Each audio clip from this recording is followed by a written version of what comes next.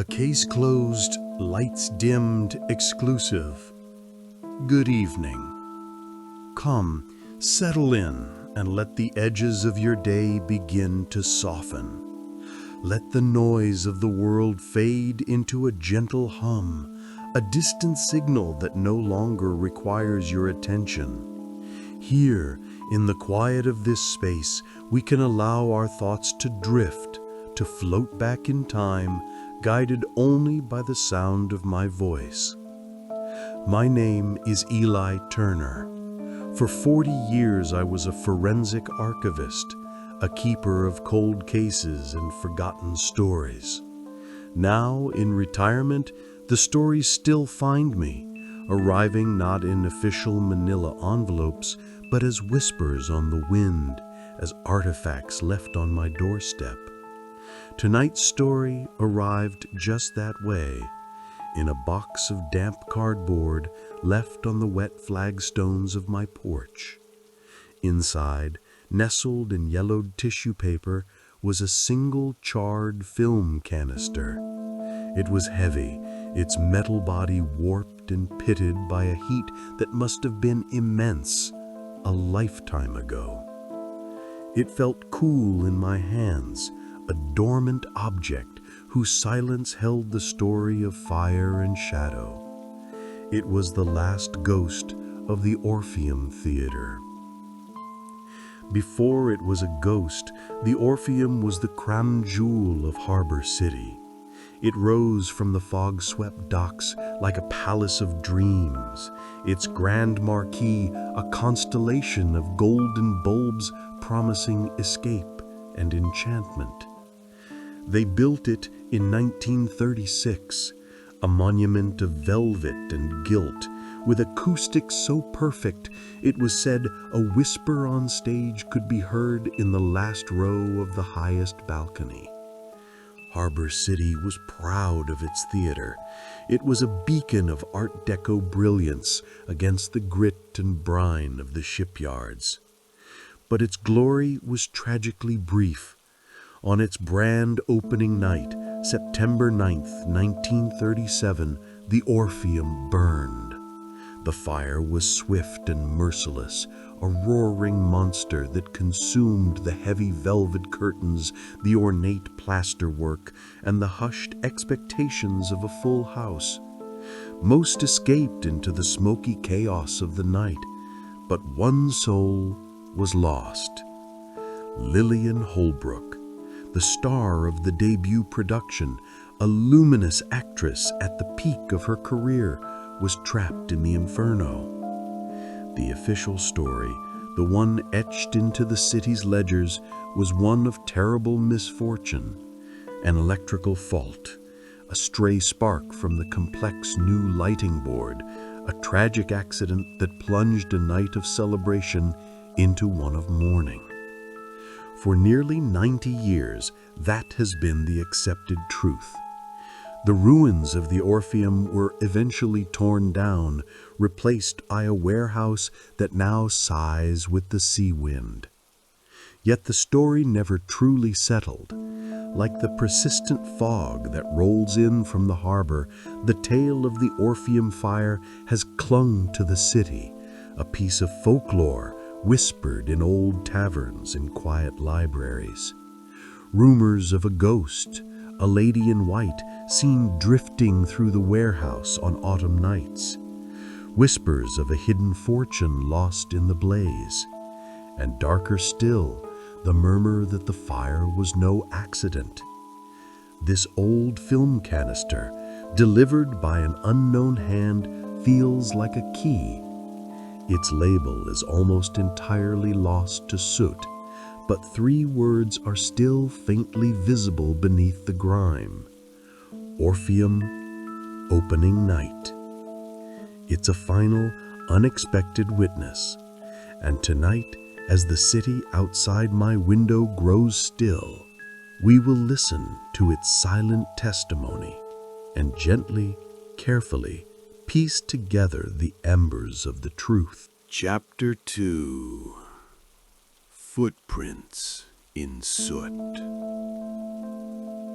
Let your breathing slow, finding a rhythm as soft and steady as the tide. We are drifting back now, back through the decades, to the morning after the fire. Imagine the air, thick with the smell of wet charcoal and despair.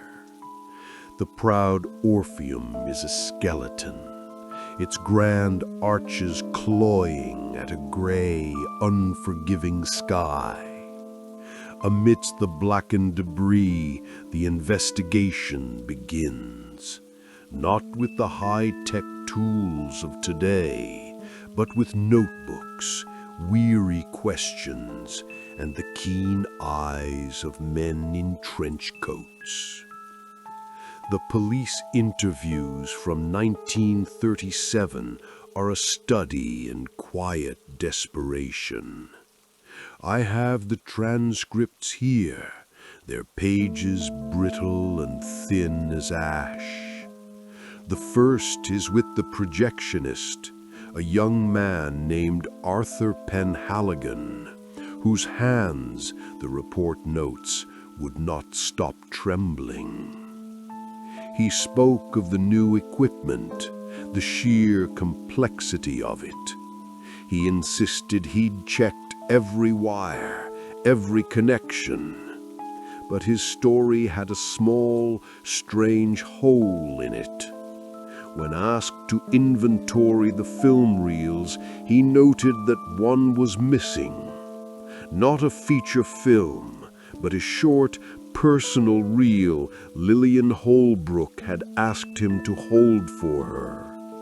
He'd placed it on a side shelf in the booth, away from the main program, and in the chaos it simply vanished.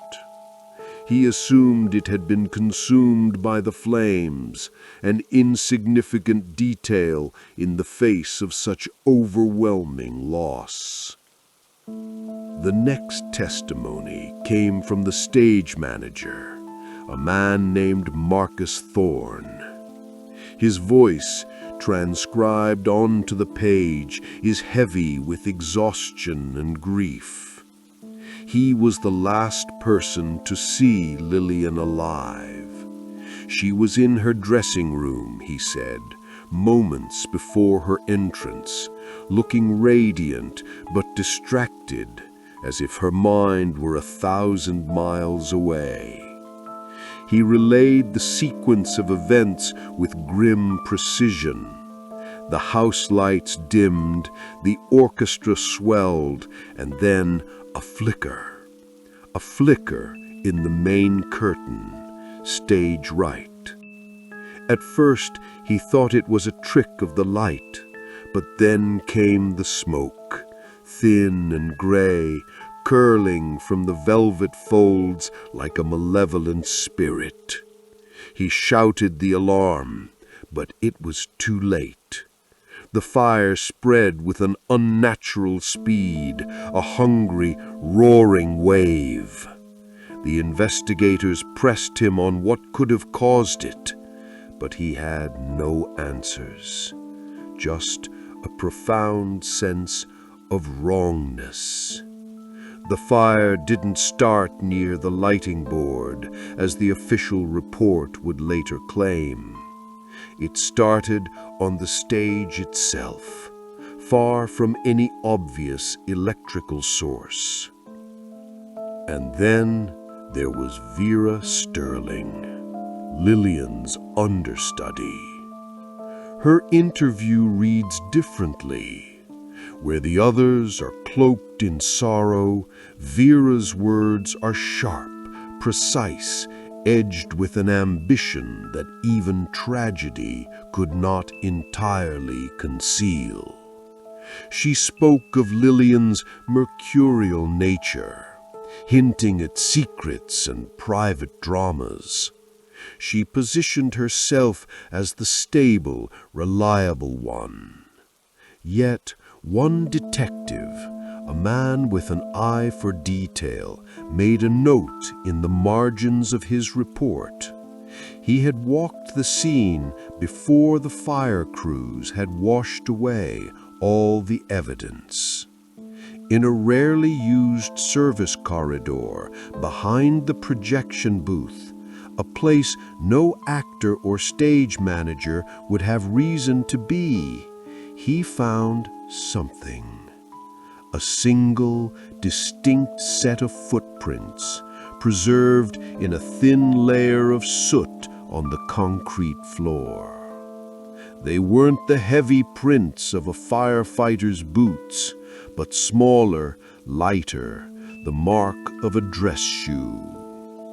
The prints led from a side exit, away from the theater and into the foggy labyrinth of Harbor City's back alleys, a silent escape from a stage of ruin.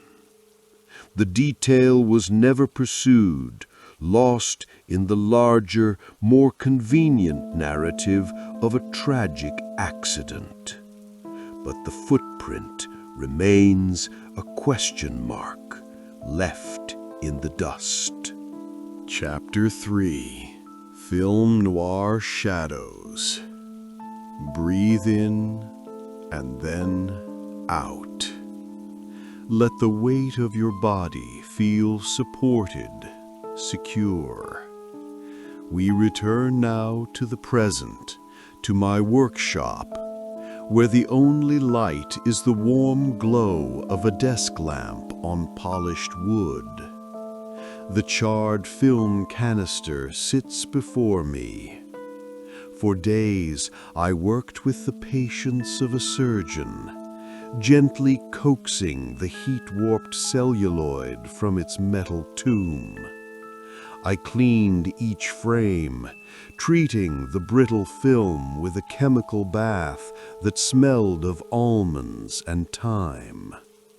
The edges were melted, the emulsion bubbled and cracked, but fragments of the images remained, trapped in the amber of their near destruction.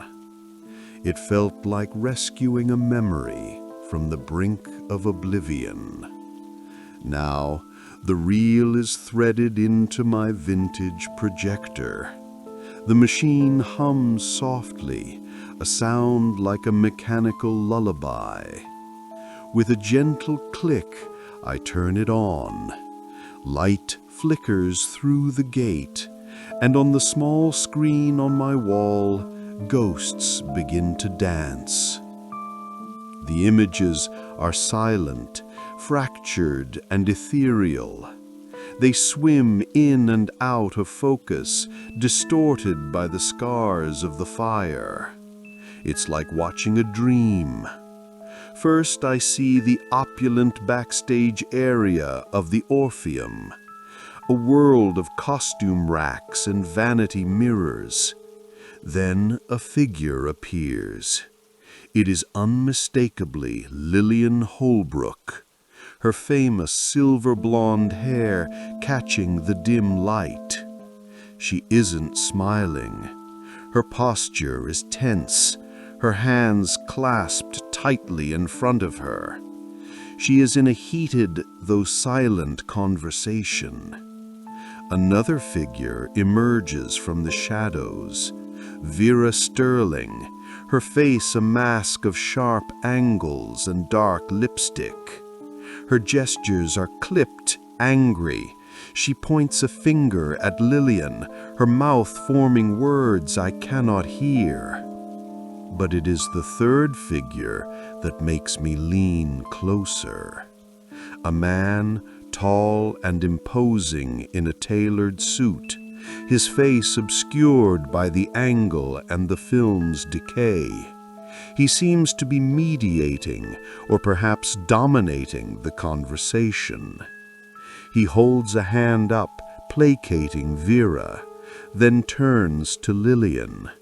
The camera, likely stationary on a nearby table, captures a crucial, fleeting moment, The man says something, and Lillian shakes her head, a look of desperate resolve on her face.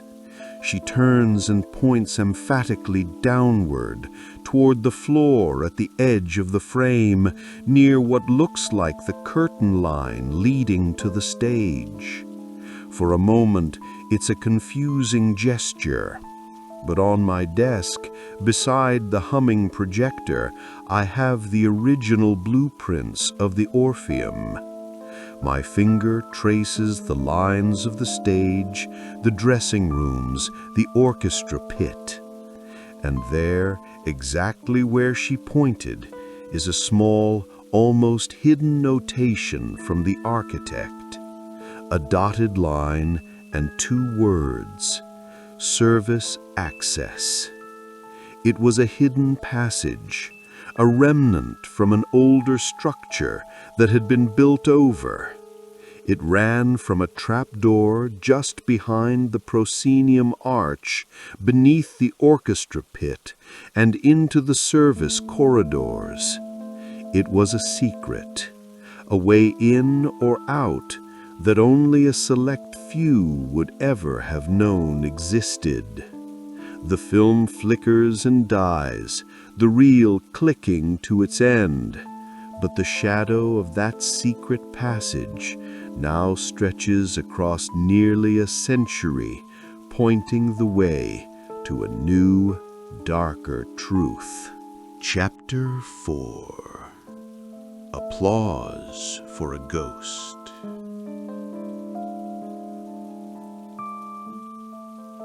Allow your mind to drift on my voice, as if it were a small boat on a calm, moonlit lake. Every ripple of thought can smooth itself out. Having seen the silent confrontation on the film, the next step is to follow the quietest of clues. The rustle of paper, the flow of money. The most dramatic crimes are so often rooted in the most mundane of motives. I turned my attention from the ghostly images to the crisp, factual world of financial records, insurance ledgers, and old newspaper columns. The Orpheum was insured, of course. A brand new theater filled with expensive equipment would have to be. But the policy was enormous, far exceeding the actual construction costs. It was taken out just weeks before the grand opening by the show's producer, a man named Alastair Finch. Finch was a known gambler, a flamboyant figure in Harbor City's high society. But private ledgers from the time show he was on the verge of financial ruin. The Orpheum was his last, desperate bet. If it succeeded, he would be saved. If it failed, the insurance payout would be his golden parachute. Suddenly, a tragic fire doesn't seem quite so accidental.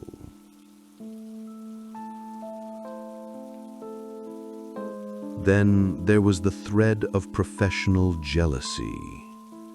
I sifted through clippings from Harbor City's society pages.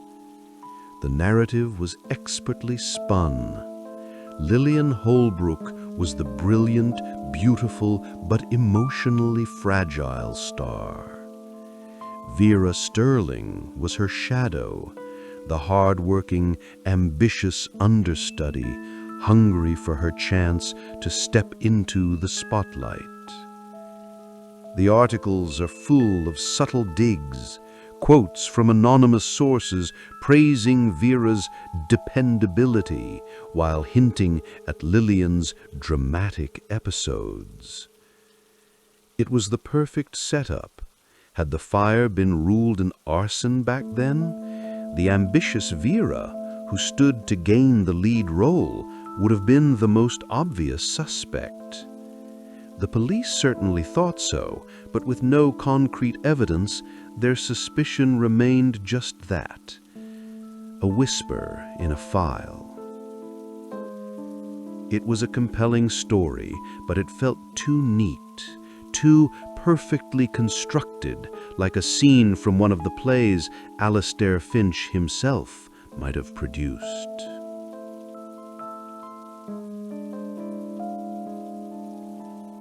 The real key, the one that unlocked a hidden door, was tucked away when no one had thought to look for it. Not in police files or insurance claims, but in Lillian's own personal effects, which had been held in a trust for decades. Among her bank statements and contracts, I found a small singed envelope. Inside was a letter, its edges blackened and brittle, the ink faded but still legible in places. It was a love letter, but it wasn't from a famous suitor or a wealthy patron. The prose was simple, heartfelt, and full of shared secrets. It spoke of a plan, a future far away from the glare of the stage lights. And then one sentence, miraculously preserved, made my breath catch. It read, "Meet me after the applause. I will be waiting in our place by the passage. From there we can disappear forever." The passage. The one from the blueprints. The one she pointed to in the film. The letter wasn't signed with a name, but with a simple, telling initial. S. It was not a story of professional jealousy or financial greed. It was a story of love and a desperate plan to escape. The fire was no longer just about a theater. It was about stopping that escape. Chapter 5. Matchbook Testimony. Let a feeling of calm spread through you now, a gentle wave of tranquility. The final pieces of a puzzle are often the quietest, fitting into place not with a crash, but with a soft click of understanding. The initial S, the footprints in the soot, the secret passage known only to a few, the missing film reel. It all pointed away from the big players like the producer and the rival actress and towards someone who could move through the theater unseen. Someone with access to the hidden corners, from the projection booth to the service corridors below the stage. A return to the original list of Orpheum employees, the electricians, the ticket takers, the custodians. And there he was, a young usher, just 19 at the time. His name was Silas Croft.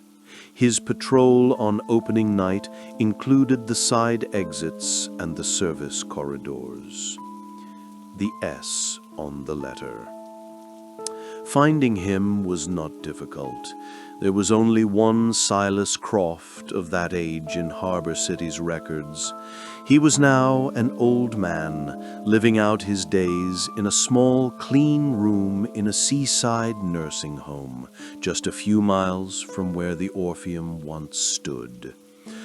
I went to see him on a quiet afternoon. The air in his room smelled of sea salt and antiseptic. He sat in a wing-back chair, a blanket over his knees, looking out the window at the gray, churning ocean. He was frail, but his eyes were clear. I didn't arrive as an accuser.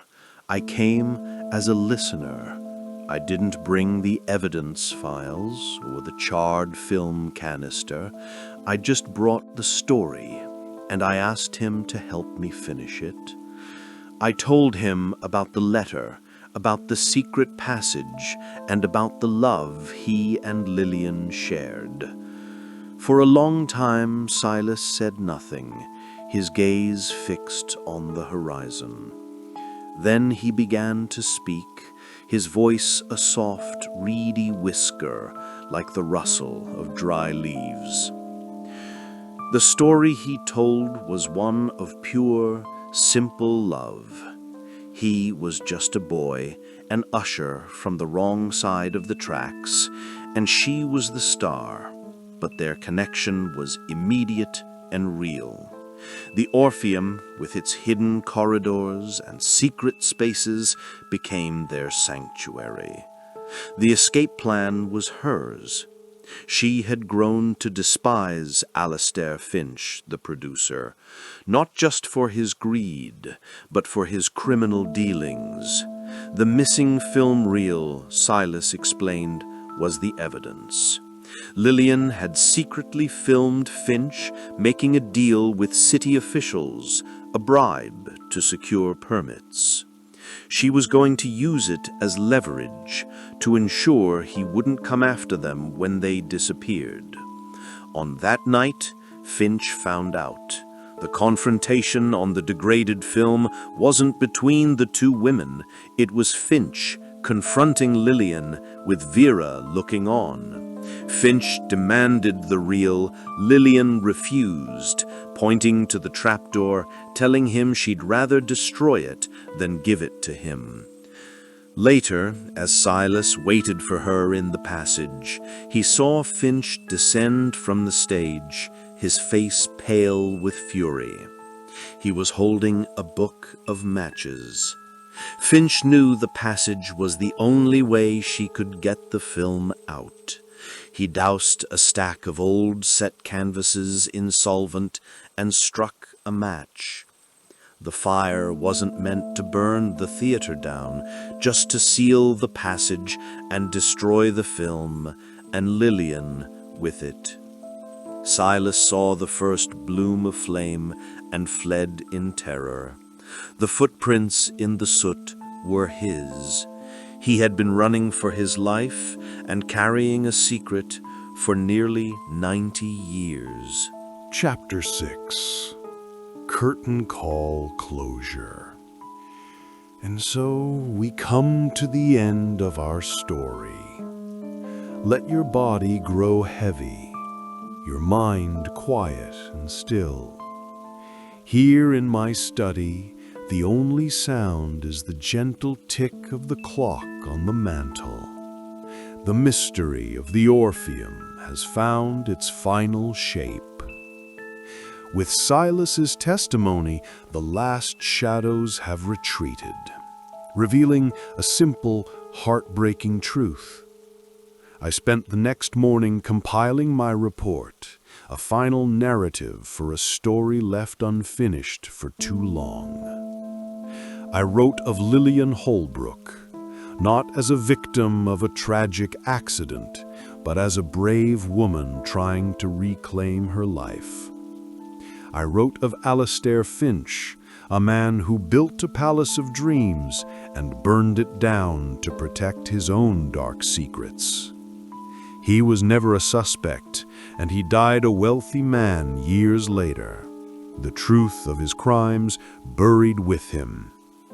And I wrote of Silas Croft, the boy who loved a star and carried the weight of her final moments in silence.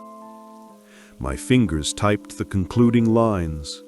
The fire at the Orpheum Theater on September 9th, 1937 was a deliberate act of arson, committed by Alastair Finch to destroy evidence of his corruption and to prevent the departure of his lead actress, Lillian Holbrook. My report now includes the singed letter, stills from the restored film, and a signed affidavit from Silas.